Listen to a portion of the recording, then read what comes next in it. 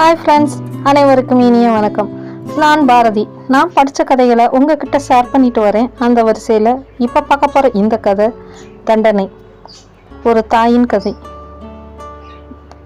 இந்த ராத்திரி குளிருக்கு மதமதப்பாத்தான் இருக்குது. புது சரக்கு இன்னும் கொஞ்சம் கிடச்சிருந்தா நினைக்கும் போதே எச்சில் ஊறியது அவனுக்கு. கூடாது, இன்னும் கொஞ்சம் அடிச்சிருந்தா ஃப்ளாட் ஆகியிருப்போம். அப்புறம் தொழில் கெட்டு போயிடும். பின் சீட்டில் உட்கார்ந்திருந்தவன் அப்படியே காலை தூக்கி ஓட்டுநர் சீட்டின் மேல் போட்டு உடம்பை வளைத்து படுத்தான். தூக்கம் சுகமாய் வந்தது. மணி என்ன இருக்கும்? 1 மணி இருக்குமா? இந்த நைட் ஷிஃப்ட் வண்டி ஓட்ட வந்தால் இதுதான் பேஜாரு. ஒருத்தன் கூட கம்பெனி கிடைக்க மாட்டேங்கிறான். இருந்தாலும் இதுதான் வசதி. எந்த பார்ட்டி வந்தாலும் போட்டி இல்லையே. காலையில் இருந்து இரவு 10 மணி வரை பரபரப்பாய் இருக்கும் அந்த ரயில் நிலைய பாதை சந்தடி அடங்கி அங்கொன்றும் இங்கொன்றுமாய் 2 சக்கர வாகனங்கள் மட்டும் கடந்து சென்று கொண்டிருந்தன. அந்த போதை மயக்கத்தில் இருந்தாலும் இப்போ ஒரு ட்ரெயின் வரும், ஆளுங்க இறங்கி வருவாங்க, பார்க்கலாம் ஏதாவது கிடைக்குதான்னு மனதில் நினைத்து கொஞ்சம் விழிப்பாக்கி கொண்டான். ஆட்டோ வருமா? தயக்கத்துடன் ஒரு பெண் குரல். சட்டென விழித்தவன் கண்ணை விழித்து பார்த்தான். 40க்குள் இருக்கலாம். சேலையை இழுத்து பொறுத்து கொண்டிருந்தாலும் அந்த இருளிலும் அழகு பளிச்சிட்டது. கழுத்தில் போட்டிருந்த நகைகளும் கண்ணை உறுத்தின. தோளில் ஒரு பையை தொங்கவிட்டிருந்தாள். கண்கள் மிரளுவது போல் பார்த்து கொண்டிருந்தன. சற்றென்று வாயை திறந்து பேசப்போனவன், வேண்டாம், வாயை திறந்தால் குடித்த வாடை வந்துவிடும், அப்புறம் போய்விட்டால் பாடுதான். கீழே இறங்கி ஓட்டுநர் இறக்கையில் உட்கார்ந்து முகத்தை திருப்பியவாறு, எங்கே போகணும்? லட்சுமிபுரம் வரைக்கும். மெதுவாய் சொன்னது. எவ்வளோ கேட்பீங்க? எப்போவும் 200 ரூபா கேட்போம். ராத்திரி அன்டைமு 50 சேர்த்து கொடுங்க. பதில் ஏதும் பேசாமல் ஏறி உட்கார்ந்து கொண்டாள் அந்த பெண். மனதில் சுறுசுறுப்பு ஏற ஓட்டுநர் முன்னிருந்த கண்ணாடியில் பார்த்தான். இருட்டு உள்புறம் இருந்தாலும் பெண்ணின் பளிரென்ற வெண்மையும் காதிலும் கழுத்திலும் இருந்த நகைகள் அந்த பெண்ணுக்கு பேரழகை கொடுத்தன. இன்னும் ட்ரெயின் வரலையே, அதுக்குள்ளே இந்த பெண் எப்போ வந்து இறங்குச்சு? அடடா, இப்போ என்ன பண்ணலாம்? வண்டியை ஸ்டார்ட் செய்தவன் அந்த பெண் கவனிக்காதவாறு கால் சட்டை பையில் இருந்த செல்லை எடுத்து இடது கையில் பட்டன்களை அழுத்தினான்.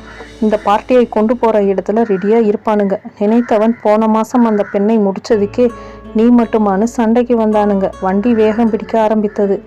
அம்மா! கதவை திறந்தவுடன் கட்டி கொண்ட மகளை மெல்ல தள்ளிவிட்டு, ஏண்டி அறிவிருக்கா? நடு ராத்திரி வராதேன்னு எத்தனை முறை சொல்லியிருக்கேன். போம்மா, உன்னைய பார்க்கணுன்னு ஆசையாக வந்தா இப்போ எதுக்கு இப்படி கூப்பாடு போடுற?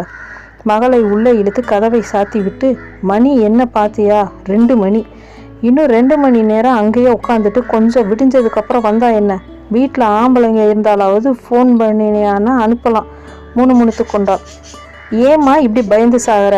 எனக்கு ஒன்றும் ஆகாது, தைரியமாக இரு. பெங்களூரில் எல்லாம் நாங்கள் ராத்திரி பகலெல்லாம் பார்க்க மாட்டோம். அது வேற இது வேற. நாம் அந்த அளவுக்கு புலங்குற டவுனுக்குள்ளே இருக்கலை. அம்மா ப்ளீஸ், எனக்கு ராத்திரி முழுக்க ரயிலில் வந்து டயர்டாக இருக்குது. நான் போய் தூங்குறேன். காலையில் உன் புலம்போல கண்டினியூ பண்ணு. மகள் தூங்க போய்விட்டாள். இவளுக்கு தூக்கம் போயிற்று. திமிரும் காலை போல் வளர்ந்த பெண் பார்த்தவுடன் சபலம் அடையும் உடல்வாகு.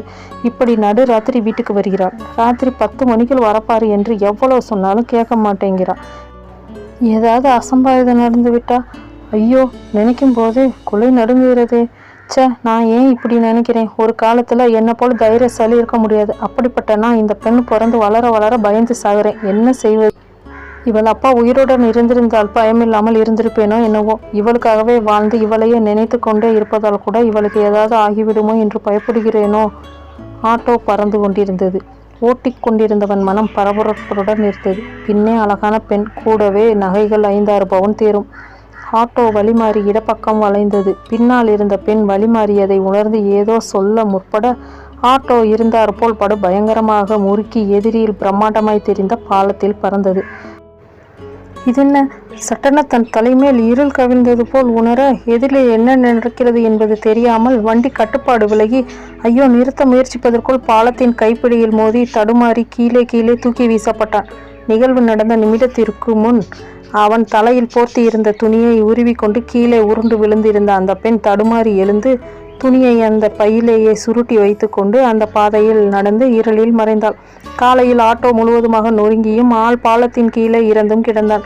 உடல் பரிசோதனை குடித்திருப்பதை உறுதி செய்து குடிபோதையில் வண்டியை கைப்பிடி சுவரில் மோதி ஆள் தூக்கி வீசப்பட்டு இறந்து விட்டான் என்று முடிக்கப்பட்டது.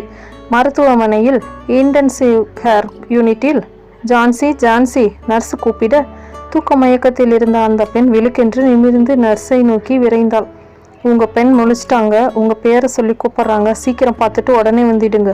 பரபரப்பட்டுடன் ஓடினாள் ஜான்சி. மகளின் அருகில் சென்றவள் 1 மாதமாய் கோமாவில் இருந்து கண் விழித்து தன்னை பார்ப்பதை கண்டவள் மகிழ்ச்சியுடன், கவலைப்படாதடா செல்லாம், உன்னை இந்த அளவுக்கு கொடுமைப்படுத்தினவனை என் கையாலேயே தண்டனை கொடுத்துட்டேன், மகளின் தலையை வருடி கொண்டே சொன்னாள்.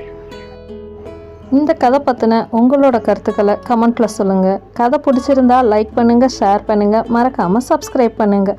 வேறு ஒரு கதையோடு உங்களை நான் மீட் பண்ணுறேன். தேங்க்யூ.